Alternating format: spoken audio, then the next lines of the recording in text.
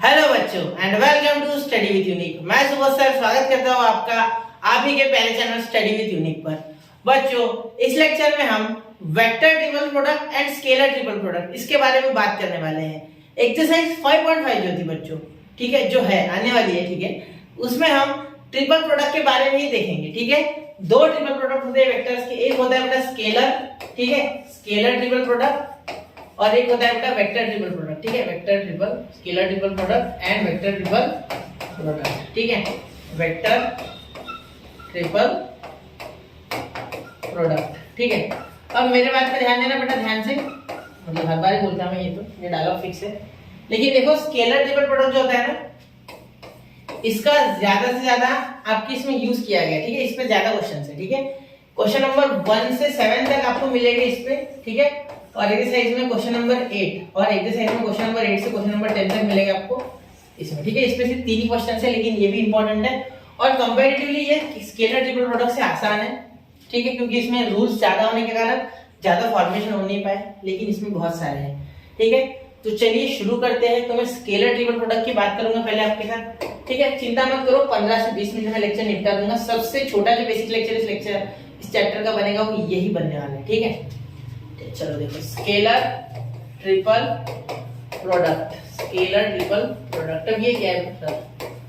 देखो बेटा, triple product है ना, 3 वेक्टर्स। कौन से 3 वेक्टर? सपोज एक वेक्टर है ए बार, ठीक है, ए वेक्टर जो है, सपोज मैं इसे बोल देता हूँ a1 i cap plus b1 j cap plus c1 k cap. ठीक है, फिर एक b बार वेक्टर है जो है b1 i कैप, ठीक है, प्लस b2 सॉरी b1 नहीं a1 से a2 i cap plus b2 j cap, ठीक है, plus c2 k cap. Clear?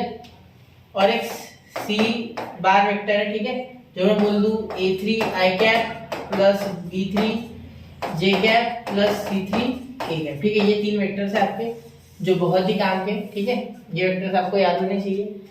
याद इन द सेंस ये आपको लेट है, ये पूरा लेट है। ठीक है, अब आपको कोई बोले कि इन तीनों का स्केलर प्रोडक्ट करो। ठीक है, वैल्यू की बात बाद में करते हैं, पहले मैं आपको बता दूं कि ये अगर वेक्टर्स है, ठीक है, ये 3 वेक्टर्स है, तो इनको आप इस तरीके से लिख सकते हैं। देखो, a bar dot b bar cross c बार, ये आपका सबसे इंपॉर्टेंट फॉर्म है, जो कि आप स्केलर ट्रिपल प्रोडक्ट आप इसे ही बोलते हो। ठीक है, मतलब b और c का क्रॉस किया हमने और a उसके साथ बैठ गया। ठीक है, समझ गए? कोई दिक्कत यहाँ तक नहीं? तो मैंने आपको जैसे पढ़ाया है, ये b बार है सबको, ठीक है, और ये c बार है, ठीक है, और इसके बीच में से कोई ऐसा वेक्टर निकल रहा है, ठीक, इसका जो वेक्टर होगा वो परपेंडिकुलर वेक्टर ही होगा ना, क्योंकि ये क्रॉस कर रहा है। ठीक है, तो ये कोई ए बार के साथ डॉट प्रोडक्ट कर रहा है। सपोज ए बार इसके साथ कुछ इस तरीके से, सपोज हम बोल देते ऐसे, ठीक है, ऐसे ए बार है, ठीक है, तो ये डॉट प्रोडक्ट कर रहा है। ठीक है, ये कोई नया वेक्टर बन रहा है बी बार क्रॉस सी बार। ठीक है, तो इस तरीके से आप इसे इमेजिन कर सकते हो, या ये यहाँ भी जोड़े तो चलता है। ठीक है, वो आपकी इच्छा है कहाँ जोड़ना है। ठीक है, मैंने सिर्फ आपको थोड़ा आइडिया दे दिया किस तरीके से हो सकता है। यहाँ तक क्लियर हो गया? ठीक है सर, तो ध्यान देना मेरी बात पे। यहाँ अगर मैं ऐसे लिखूं, तो अगर मैं इसे लिखूं ऐसे B bar cross C bar dot A bar, तो क्या ये सही है? बिल्कुल सही है, क्योंकि हमने पढ़ा था बेटा कि ए बार डॉट बी बार अगर होता है तो बी बार डॉट ए बार भी लिख सकते डॉट प्रोडक्ट में। बिल्कुल, डॉट प्रोडक्ट में आप जगह बदल सकते हो, उनकी कोई दिक्कत नहीं, क्योंकि मल्टीप्लाई करने के बाद एक नंबर आएगा और वो नंबर जो होगा वो दोनों केस में सेम ही होगा। 2 3 जा भी 6 होता है, 3 2 जा भी 6 होता है। ठीक है, तो वो चलता है, इसमें चलता है। ठीक है, कोई दिक्कत नहीं, इसमें सब कुछ चल रहा है। ठीक है, अब कोई बोले इसको कैलकुलेट करो, तो अगर आपको बोला जाए कि इसको कैलकुलेट करो बेटा पूरा, तो कैसे करोगे? देखो सुनो मेरी बात, यहाँ आप करोगे, इसे लिखने का तरीका देखो, एक बॉक्स प्रोडक्ट भी बोला जाता है इसे, तो इसे लिखने का और एक तरीका है, A bar B bar C bar और यहाँ बॉक्स, तो इसे बॉक्स प्रोडक्ट के नाम से भी संबोधित किया जाता है, ये आपको पता होना चाहिए।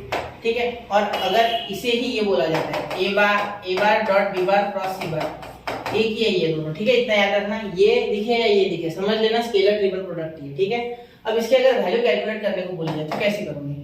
देखो यहाँ बता देता हूँ, इसकी वैल्यू बेटा तो जिस तरीके से कैलकुलेट होगी, यहाँ लिखेंगे a1 b2 सॉरी एक मिनट, यहाँ लिखेंगे बेटा a1 b1 c1 a2 b2 c2 a3 b3 c3, बस हो गया। बस ऐसे इस मैट्रिक्स को सॉल्व कर लेना, आपको स्केलर ट्रिपल प्रोडक्ट मिल जाएगा।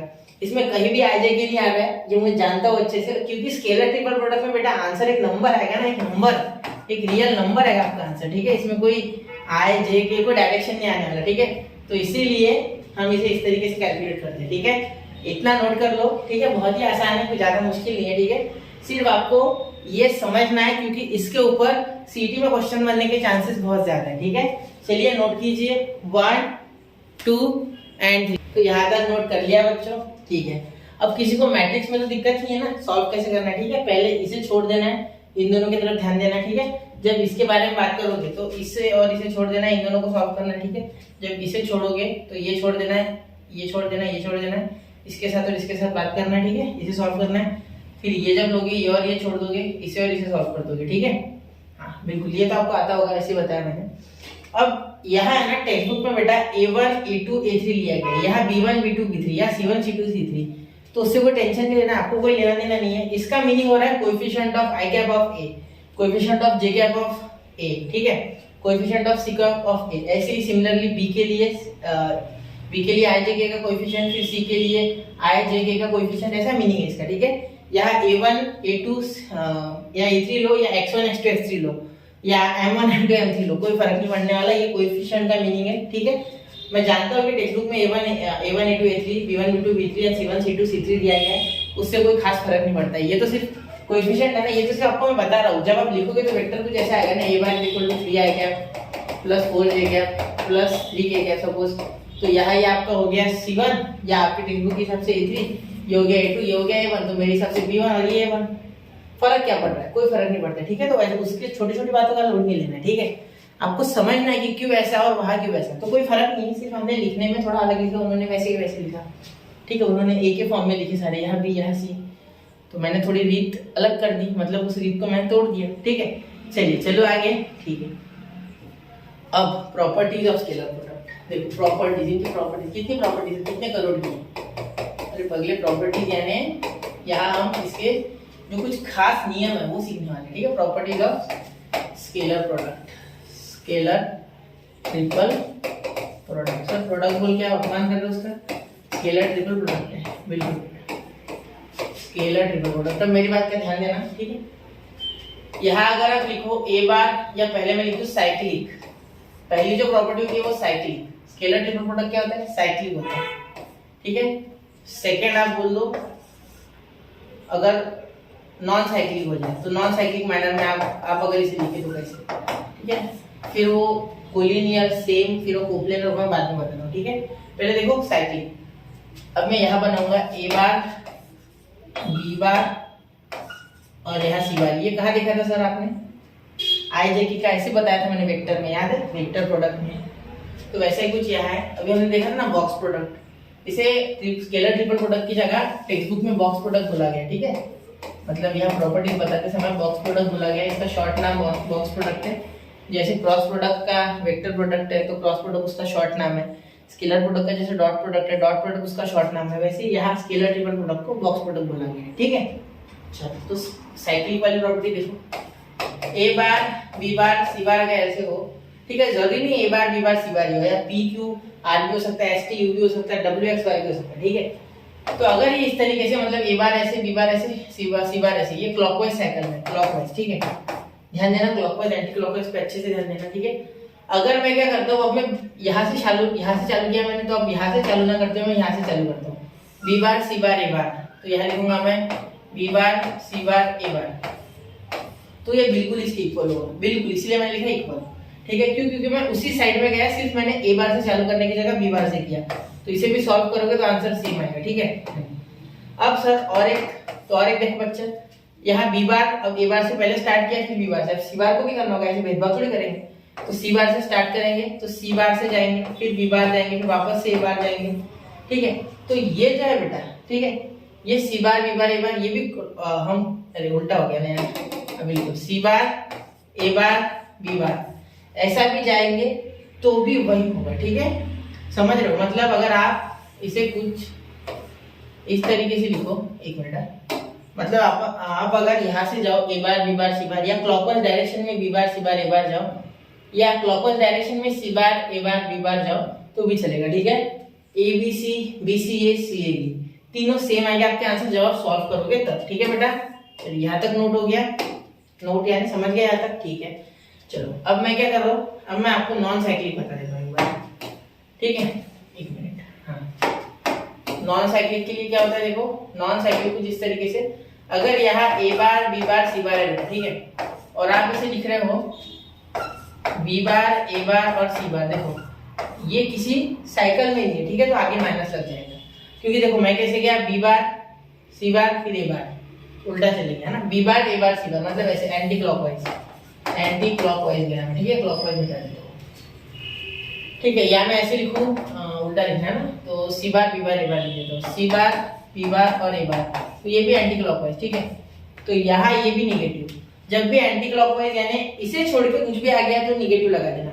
साइक्लिक छोड़ के नॉन साइक्लिक जब भी हो जाए तो समझ लेना कि वो निगेटिव है। ठीक है, देखो a b c b c a और c a b, सिर्फ इसके लिए पॉजिटिव, बाकी सारे निगेटिव बॉक्स प्रोडक्ट, ये निगेटिव लग जाएगा आगे। ठीक है, चलो इसे नोट कर लो बेटा, यहाँ तक नोट कर लो, 1 2 3 हो गया। चलिए, ये बहुत इंपॉर्टेंट प्रॉपर्टीज है, ये काम में आएगी क्वेश्चन करते समय। ठीक है, चलो अब मैं आपको और दो प्रॉपर्टीज अगले पेज पे बता देता हूँ। देखो, एक प्रॉपर्टी नंबर 3 होती है, ठीक है, अगर a बार b बार और c बार, ठीक है, इनमें से अगर ये कोलिनियर है, ठीक है, या सेम है और सेम है, ठीक है, अगर ये सेम है तो इसका आंसर हमेशा 0 आएगा। क्या आएगा, 0। कोलिनियर है या कोई भी दो वेक्टर्स कोलिनियर है या सेम है तो ये आ जाएगा 0। ठीक है, कोई भी वेक्टर इनमें से ये वेक्टर अगर कोलिनियर है या सेम है तो आंसर आएगा 0। ठीक है, फोर्थ प्रॉपर्टी में आपको और एक बताना चाहूंगा, अगर ये कोप्लेनर है, अगर ये कोप्लेनर है, ठीक है, ए बी सी एक ही प्लेन पे बैठे हुए, ऐसे सपोज ये प्लेन है, इस पे ए, इस पे बी, इस पे सी है, ठीक है, तो इन दैट केस तब भी ये a bar b bar c बार का बॉक्स प्रोडक्ट आएगा आपका 0। समझ गए? बस यहाँ तक बहुत सारी प्रॉपर्टीज हो चुकी है। ठीक है, सबसे पहले हमने क्या देखा बेटा, एक बार रिवाइज करा दूं मैं थोड़ा। सबसे पहले हमने देखा कि स्केलर ट्रिपल प्रोडक्ट और वेक्टर ट्रिपल प्रोडक्ट हमें सीखना है। ठीक है, उसके बाद हमने देखा कि क्या होता है scalar triple product, a bar dot in bracket b bar cross c bar bracket complete, और इक्वल टू में भी अगर उसे उल्टा कर दो, b बार क्रॉस c बार पहले लिखो और a बार डॉट में बाद में लिखो तो भी चलता है। ठीक है, फिर हम इसे बॉक्स के फॉर्म में भी लिख सकते हैं। ठीक है, बॉक्स प्रोडक्ट भी कहा जाता है। फिर मैंने आपको कैलकुलेट करना बताया, a1 b1 c1 a2 b2 c2 a3 b3 c3, अगर ये a bar b bar c बार के कोएफिशिएंट्स है तो टेक्स्ट बुक में यहाँ a1 a2 a3 b1 b2 b3 c1 c2 c3 बोला गया। ठीक है, तो वहां आपको उस बात का ध्यान रखना है। ठीक है, चलो अब आगे यहाँ प्रॉपर्टीज, पहली थी साइक्लिक प्रॉपर्टी, अगर ये abc को आप abc की जगह bca लिखते हो तो भी चलता है। इनिशिएट अगले जो वेक्टर उससे करते हो, फिर b के जगह c से स्टार्ट करते हो, सिर्फ क्लॉकवाइज रहना है तो भी सेम आएगा। ठीक है, लेकिन अगर आप एंटी क्लॉकवाइज जाते हो, इन द सेंस इन तीनों को छोड़ के कहीं भी उल्टा पुल्टा करते हो तो आपको माइनस लगाना होगा। ठीक है, ये abc उसके माइनस के इक्वल होगा। ठीक है, चलो अब ये फिर कोलिनियर और सेम, अगर ये वेक्टर्स कोलिनियर है या सेम है कोई भी दो, ठीक है, तो इन दैट केस आपका आंसर 0 आएगा। अगर ये तीनों कोप्लेनर है तो भी आपका आंसर 0 आएगा। ये आपको याद रखना है, बिल्कुल याद रखना है ये चीजें। ठीक है, प्रॉपर्टीज को आपको रटना है, ऐसा बोलो तो भी चलेगा। ठीक है, तो चलिए इतना नोट कर लो, तो इतना समझ गया बेटा, इतना नोट कर लिया होगा आपने। ठीक है, अभी देखो, अभी मैं आपको इसमें और दो प्रॉपर्टीज बता रहा हूँ। ठीक है, देखो, एक है वॉल्यूम ऑफ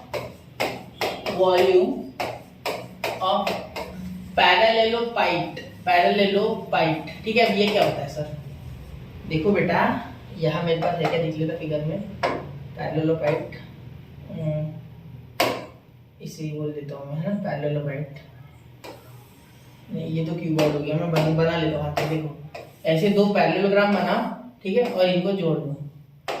एक मिनट, कुछ इस तरीके से पैरेललोग्राम बनाओ, एक जोड़ दो, ऐसे जोड़ दे दो, तो ये हो गया आपका क्यूबॉइड, या क्यूब नहीं है ये। ठीक है, ये पैरेललोग्राम जोड़े मैंने, ये स्क्वायर है, रेक्टेंगल नहीं जोड़े। रेक्टेंगल जोड़े तो क्यूबॉइड बनता है, स्क्वायर जोड़ो तो क्यूब बनता है। ठीक है, ये पैरेललोपाइड है। ठीक है, तो पैरेललोपाइड का जो एरिया बनता है, ठीक है, वॉल्यूम बनता है, क्योंकि ये एक 3D ऑब्जेक्ट है, तो इसका वॉल्यूम होगा V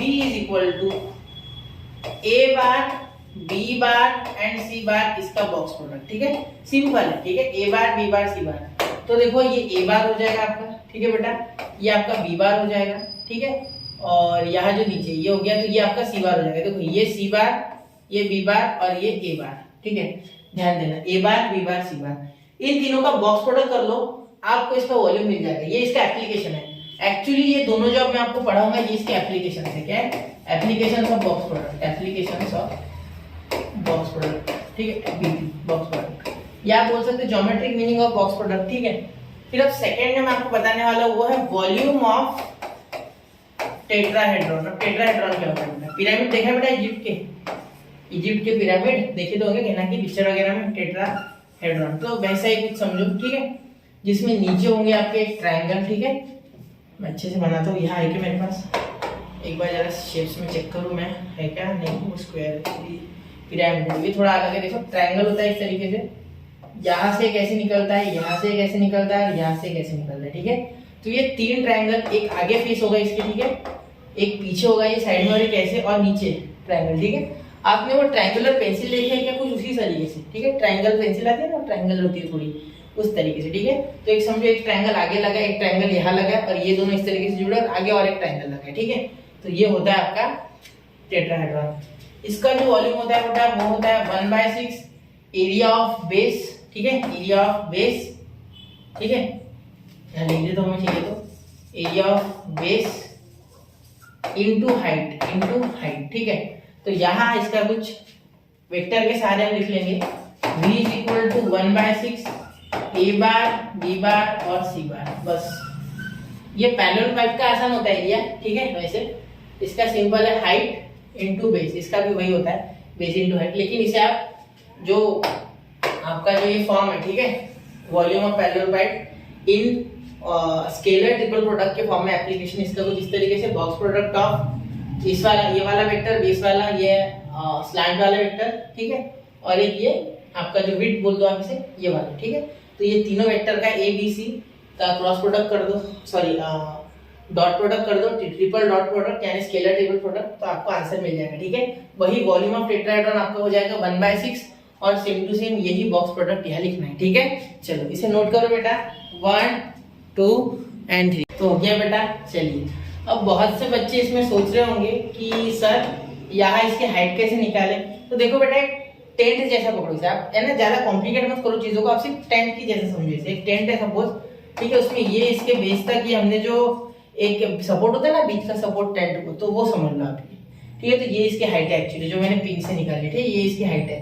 तो यहाँ ये हाइट अगर आप समझो, हाँ, और ये एरिया ऑफ बेस है ना, area of this triangle, area of base triangle, ठीक है, ऐसा आप बोल सकते हो, ठीक है। क्लियर? अब आपको कोई दिक्कत है इसमें? नहीं, इसमें तो होनी नहीं चाहिए, तो बहुत आसान है, ठीक है। पैरेललोग्राम का एरिया है सिंपल, नीचे फिर ऊपर हाइट से मल्टीप्लाई, ठीक है। और ये वेक्टर के फॉर्म में जब प्रूफ आएगा तब मैं प्रूफ भी दूंगा इसका, ठीक है। फिलहाल सिर्फ रट्टा कर लो, कोई दिक्कत नहीं।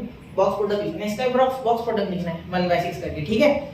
चलो तो ये फॉर्मूला का डेरिवेशन तो हमें है नहीं, सिर्फ इतना दिया गया है, ठीक है, वो सिलेबस में नहीं है, सिर्फ आप उतना ही देखो जितना सिलेबस में। पहले सिलेबस कवर करो, फिर एक्स्ट्रा का करेंगे, ठीक है। चलिए अब चलो आगे, ठीक है। अब देखो, अब मैं आपको यहाँ बताना चाहूंगा लास्ट वेक्टर ट्रिपल प्रोडक्ट। क्या बेटा? Vector triple product. अब ये वेक्टर ट्रिपल प्रोडक्ट क्या है सर? तो वेक्टर ट्रिपल प्रोडक्ट बेटा जितना अभी हमने स्केलर ट्रिपल प्रोडक्ट पढ़ा ना, उसके आधा भी नहीं है। बहुत 2-3 लिमिटेड प्रॉपर्टीज के साथ है ये, ठीक है, और बहुत ही आसान है। आपको पार्ट भी बहुत कम दिया गया इसके टेक्स्ट बुक में। देखो 3 ही क्वेश्चन है जैसे कि मैंने आपको बताया। तो अब देखते हैं बच्चों वेक्टर प्रोडक्ट एक्चुअली होता क्या है, ठीक है। जैसे स्केलर प्रोडक्ट में हमने देखा था कि a bar dot b bar cross c बार होता था, तो बस वेक्टर प्रोडक्ट में यहाँ क्रॉस आ जाएगा और कुछ नहीं, ठीक है। इसे रख लेते हैं आप ऊपर, ठीक है। चलो देखो a bar dot b bar cross c बार, ठीक है। अब मेरी बात पे ध्यान देना, यहाँ आप लिखोगे a c b, फिर लिखना a b c, फिर यहाँ बीच में माइनस, ठीक है। यहाँ दे देना डॉट, ठीक है, इसका ब्रैकेट कर लेना, फिर यहाँ डॉट दे देना, इसका ब्रैकेट कर लेना, यहाँ बार दे देना इनके ऊपर, ठीक है। ये बार भूलना नहीं है, ठीक है। हाँ क्लियर? कभी मैंने दूं तो आप दे देना, ठीक है। अब इसे याद करने की ट्रिक बताओ सर, ठीक है। बता दो कि ABC ACB और ABC, लेकिन वापस से और एक बता दो। देखो यहाँ आपको याद करना है 1 2 3 1 3 2 फिर 1 2 3, ऐसे याद करो, ठीक है। ये अंदर आ जाएगा, ब्रैकेट हमेशा आगे लगेगा, ठीक है, और डॉट प्रोडक्ट हो जाएगा इनका एक्चुअली बाद में, ठीक है। इसकी कुछ प्रॉपर्टीज है बेटा, वो आपको याद होनी चाहिए, ठीक है। इसकी प्रॉपर्टीज बहुत ही आसान है, कोई मुश्किल नहीं है। पहली प्रॉपर्टी तो इतनी आसान है कि आप ऑलरेडी जानते हो, ठीक है। a bar cross b bar cross c बार अगर होता है इन दैट केस, तो क्या आप इसे ऐसे नहीं लिख सकते minus b bar cross c bar into a बार? हाँ बिल्कुल लिख सकते। क्यों? क्योंकि ये तो एक वेक्टर है बेटा, ठीक है, एक्चुअली एक वेक्टर है। जब आप b बार और c बार इनका क्रॉस प्रोडक्ट करोगे तो आपको किस तरीके से वेक्टर नहीं मिलेगा क्या, तो उसकी बात कर रहा हूँ मैं, ठीक है। तो A bar cross bracket B bar cross C bar bracket is equal to minus B bar cross C bar और यहाँ इंटू ए बार हो जाएगा, ठीक है बेटा। या माइनस कैसे आया, क्योंकि ए बार क्रॉस बी बार जब होता था तब हम माइनस बी बार इंटू ए बार नहीं करते थे क्या, ठीक है, सब पता है, फिर भी बता देता हूँ एक बार, ठीक है। यहाँ जगह चेंज करोगे ना क्रॉस में तो माइनस आएगा, ठीक है। चलो इंटरचेंजिंग में माइनस आएगा। अब सेकेंड बेटा, सेकेंड हम क्या इसे ऐसे नहीं लिख सकते, ए bar cross B bar cross C बार अगर हो तो क्या हम इसे ए बार क्रॉस बी बार यहाँ ब्रैकेट देके यहाँ क्रॉस सी बार लिख सकते हैं? बिल्कुल नहीं लिख सकते। क्यों? क्योंकि ये क्रॉस प्रोडक्ट है, ठीक है। बी बार और सी बार का ऑलरेडी एक वेक्टर आ जाएगा बेटा, जो कि कुछ इस तरीके से होगा, ठीक है, समझ रहे हो, इससे परपेंडिकुलर, क्योंकि क्रॉस प्रोडक्ट करने पे परपेंडिकुलर वेक्टर मिलता है, ठीक है। अगर आप बेसिक जानते हो तो ये मुझे मेरे बताने से पहले आपको पता है, ठीक है। तो यहाँ ध्यान देना है परपेंडिकुलर वेक्टर मिलता है क्रॉस प्रोडक्ट पे, क्लियर। तो यहाँ इसका अलग ही कोई परपेंडिकुलर आएगा, इसका कोई अलग ही आता है, इसलिए ये कभी भी इक्वल टू नहीं होगा, गलत है ये, ठीक है। और थर्ड जो स्टेटमेंट है, ध्यान देना, इस पे ध्यान देना, ठीक है। यहाँ आपका थर्ड स्टेटमेंट जो हो जाएगा बेटा वो ऐसा हो जाएगा, यहाँ हो जाएगा बेटा आई कैप, ठीक है, क्रॉस जे कैप क्रॉस के कैप अगर आपके पास आता है तो ये जीरो होता है। आप बोलोगे सर कैसे जीरो होता है? देखो बेटा, अगर मैं यहाँ x y और एक z, ठीक है, ये परपेंडिकुलर इससे और ये म्यूचुअली परपेंडिकुलर, ये k कैप हो गया, ये j कैप हो गया और ये i कैप हो गया, ठीक है। इस तरीके से अगर होगा, ठीक है, तो ध्यान देना मेरी बात पे, यहाँ j कैप और k कैप को जब मैं क्रॉस करता हूँ तो मुझे i कैप मिलता है, ये मैंने आपको ऑलरेडी बताया हुआ है, ठीक है। अब आपको याद नहीं है शायद, ठीक है, जल्दी देख बता देता हूँ। देखो जे कैप के कैप करोगे तो जे कैप का क्या आएगा मैग्नीट्यूड, के कैप का क्या आएगा मैग्नीट्यूड, और यहाँ आएगा sin 90, क्योंकि इन दोनों के बीच में 90 का एंगल है, ठीक है। देखो फिर उसके बाद यहाँ आएगा आई कैप, ठीक है। क्यों आई कैप सर? अरे देखो इसमें वेक्टर में एन कैप देते हैं ना, याद होगा आपको, एन कैप देता था मैं, ठीक है। एन कैप यहाँ आई कैप है, कैसे क्या? क्योंकि आप जानते हो बेटा जब कोई दो वेक्टर का क्रॉस करते हैं, ठीक है, मैंने अभी के और जे का क्रॉस किया ना, तो मुझे उनसे परपेंडिकुलर एक आई मिल गया, ठीक है। इन दोनों का जब क्रॉस किया तो उनसे परपेंडिकुलर एक आई मिल गया, ठीक है। तो ये आई कैप है, ठीक है। ये हो गया आपका 1, ये हो गया 1 और ये हो गया 1, magnitude of unit vector 1 × 1 × 1 × I cap, ठीक है। तो यहाँ मेरा आंसर आ गया आई कैप, तो जे cap × K cap is equal to I cap. तो इसीलिए मैंने यहाँ लिख दिया आई कैप इसके जगह पे, ठीक है, जे कैप के कैप की जगह पे, और क्या आई कैप ऐसे का वैसा। तो खुद वेक्टर के साथ खुद का ही क्रॉस प्रोडक्ट जब होता है, एक वेक्टर के साथ जब खुद का ही क्रॉस प्रोडक्ट होता है तो उनके बीच में थीटा आ जाता है 0, जिसके कारण यहाँ हो जाएगा sin 0, ठीक है। आई कैप क्रॉस आई कैप में क्या हो जाएगा, आई कैप का मॉड यानी मैग्नीट्यूड और आई कैप का मॉड, और यहाँ sin 0 आ जाएगा, ठीक है। तो यहाँ sin 0 0 दे देगा, यहाँ कुछ भी ले लो ना एन कैप वगैरह, वो 0 करेगा सबको, इसीलिए इसका आंसर 0 आता है, ठीक है। खुद का वेक्टर खुद के साथ क्रॉस किया तब, ठीक है। तो इतना नोट कर लो आप, चाहिए तो, ठीक है, पॉज करके, क्लियर। चलिए बता दो क्या मैं, चलो एक बार इसको नोट कर लो, ठीक है। फिर मैं हटा रहा हूँ, ये भी हटा रहा हूँ मैं, ठीक है। चलिए तो यहाँ पे बेटा हमारा जो पूरा वेक्टर स्केलर जितना भी क्रॉस प्रोडक्ट में प्रॉपर्टीज हमारे सिलेबस में वो तो खत्म हो गई, ठीक है। और कोई डिफिकल्टी है तो कमेंट सेक्शन में कमेंट कीजिए, मैं और अच्छे से आपको बताऊंगा, ठीक है। सबसे पहले हमने क्या किया, थोड़ा समराइज कर दूं। सबसे पहले हमने पढ़ा स्केलर ट्रिपल प्रोडक्ट, ठीक है, फिर उसे कैलकुलेट कैसे करना है वो पढ़ा। फिर हमने पढ़ा properties of scalar product, cyclic non cyclic, ठीक है। फिर उसके बाद हमने पढ़ा कोलिनियर सेम होते हैं तो अगर दो वेक्टर्स, तो बॉक्स प्रोडक्ट में क्या होता है, कोप्लेनर में क्या होता है बॉक्स प्रोडक्ट में, ठीक है। फिर हमने पढ़ा volume of parallelepiped, volume of tetrahedron, जो कि मैंने एप्लीकेशन में बताया आपको बॉक्स प्रोडक्ट के। फिर वेक्टर प्रोडक्ट पढ़ा जिसमें से 3-4 प्रॉपर्टीज थी और एक सिंपल सा एक फॉर्मूला है, ठीक है। फॉर्मूला याद रखना है 1 2 3 1 3 2 और 1 2 3, सिर्फ आगे ब्रैकेट आएगा पीछे नहीं, ठीक है। याद रखना आगे के दो को ब्रैकेट इक्वल टू के बाद, क्लियर। चलो इसे नोट करो बेटा, ठीक है, अच्छे से नोट करो। 1 2 3 हो गया। चलिए तो यहाँ एक्सरसाइज 5.5 का भी बेसिक्स हमारा खत्म होता है। तो मिलते हैं अगले लेक्चर में, तब तक के लिए पढ़ते रहे, आगे बढ़ते रहे, स्टडी यूनिक के साथ बने रहे। जय हिंद, जय भारत।